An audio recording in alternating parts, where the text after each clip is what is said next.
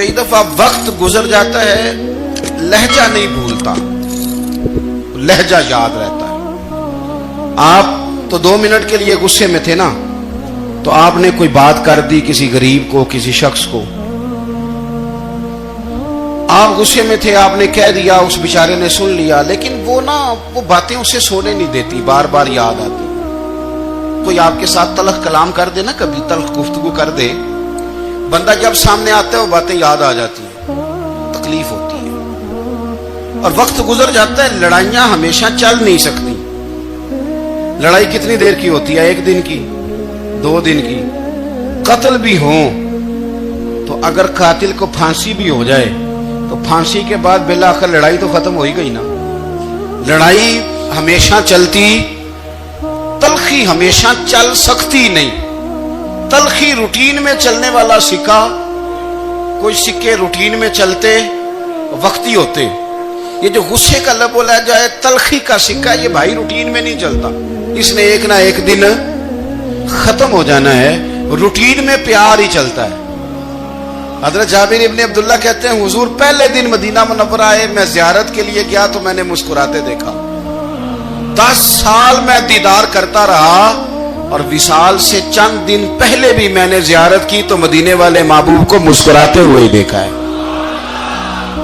یہ جو آپ کا لب و لہجہ ہے نا، اخلاق والا، حسن والا، مسکرانے والا، یہ لب و لہجہ نا ذرا لمبا چلتا ہے۔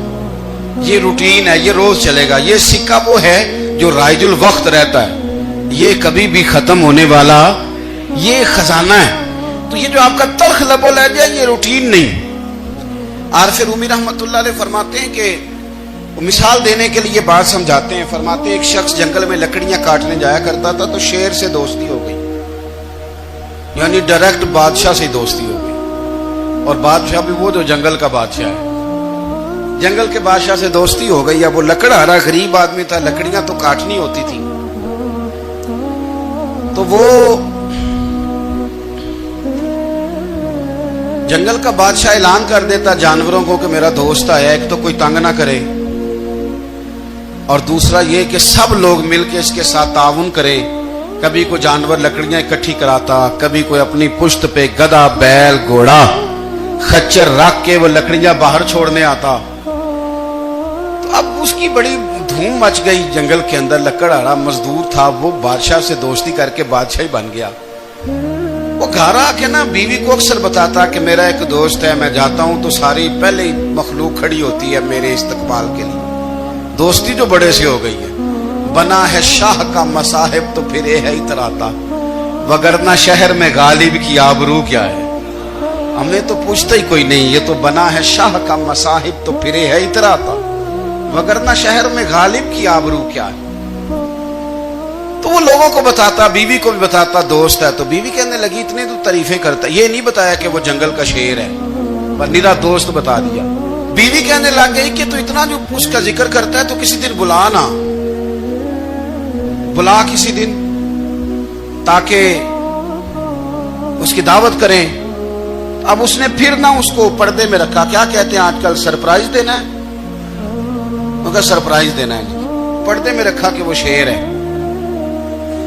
تو وہ بلا لیا گھر۔ اب اس کے لیے کچا گوشت، ظاہر ہے شیر نے کچا گوشت دکھانا تھا۔ وہ کہنے لگی پکانا کس طرح کا ہے؟ وہ کہنے لگا جب وہ آئے گا پھر بتاؤں گا۔ اب وہ کچا گوشت 2-3 بکرے ذبح کر کے ڈال دیے، وہ آ گیا شیر۔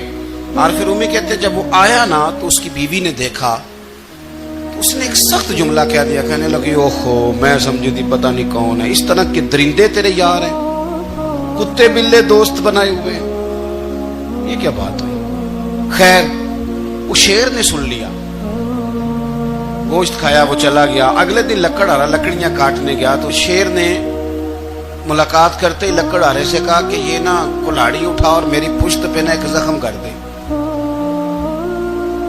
اس نے کہا نہیں میں یہ کام نہیں کرتا، تو میرا دوست ہے۔ اس نے کہا سن بھائی، میں نے پیار سے کہا تو مان جا، ورنہ میں ہوں شیر، میں نے تجھ سے منوا ہی لینا ہے، میں کوئی تکلیف دوں گا مناسب نہیں، تو کر۔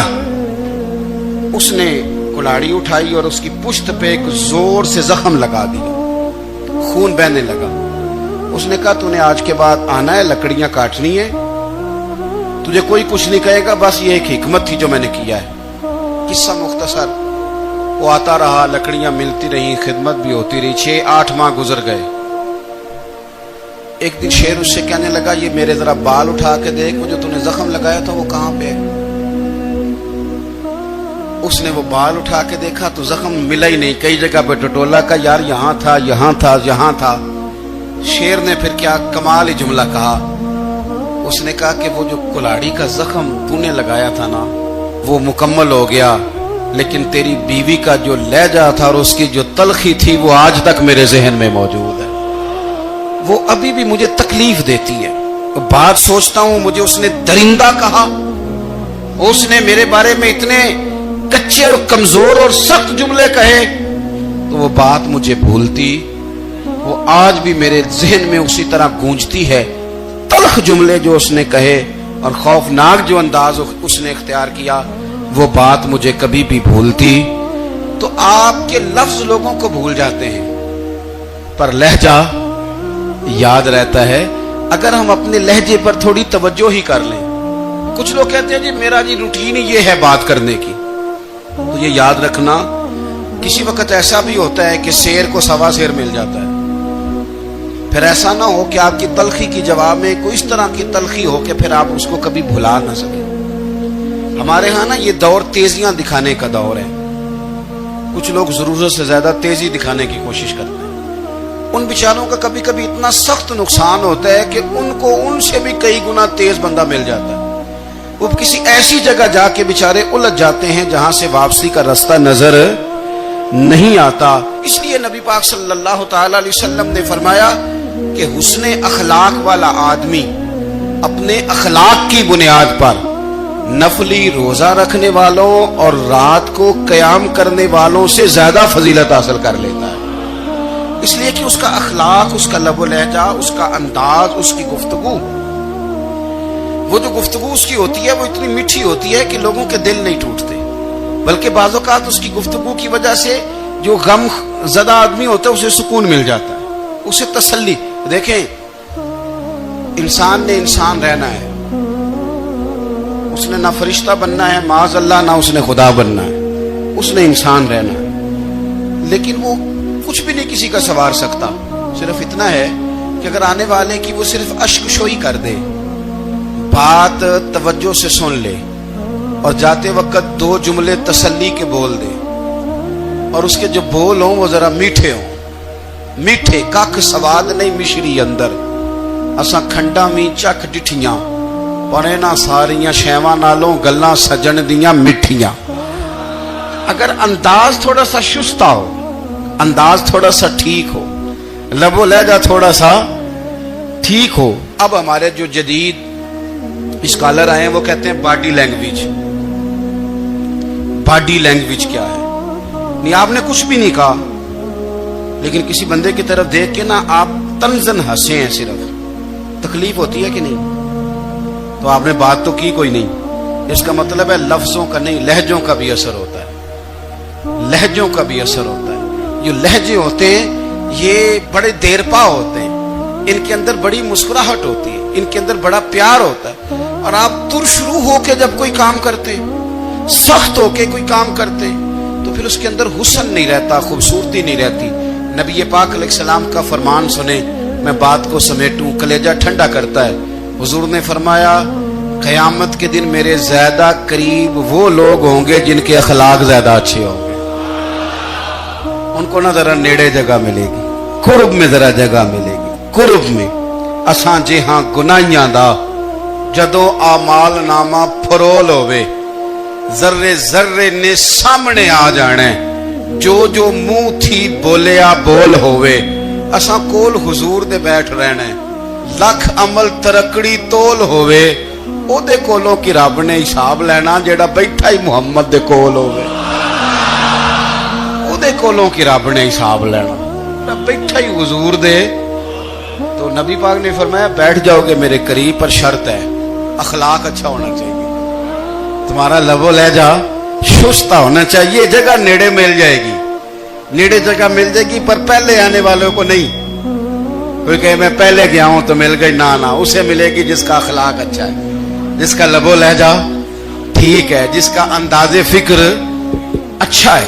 اور عید کا جواب پتھر سے دینا بھی چھوڑ دیں، بس تھوڑا سا اپنے سٹائل میں نرمی لائیں، انداز میں نرمی لائیں۔ کئی دفعہ آپ صحیح بات بھی کرتے ہیں لیکن وہ لہجہ ٹھیک نہیں نہ ہوتا تو صحیح بات بھی قابل قبول نہیں ہوتی۔ ویسے ایک بات عرض کروں، اگر روز کی بنیادوں پہ جس طرح آپ تھوڑی سی واک کرتے ہیں تو روز کرنی پڑتی ہے نا، روز کرنی پڑتی ہے، تو کوئی بھی آپ ڈاکٹر کے پاس جاتے ہیں تو وہ دوائی بتائے تو روز کھانی پڑتی ہے، پرہیز بتائے تو روز کرنا پڑتا ہے۔ تو تھوڑا سا نا لب و لہجے پہ بھی توجہ دیں، جس طرح منہ روز دھوتے ہیں نا، دھونا ہی پڑتا ہے، تو اسی طرح اگر تھوڑا سا لہجہ بھی دھونا شروع کر دینا۔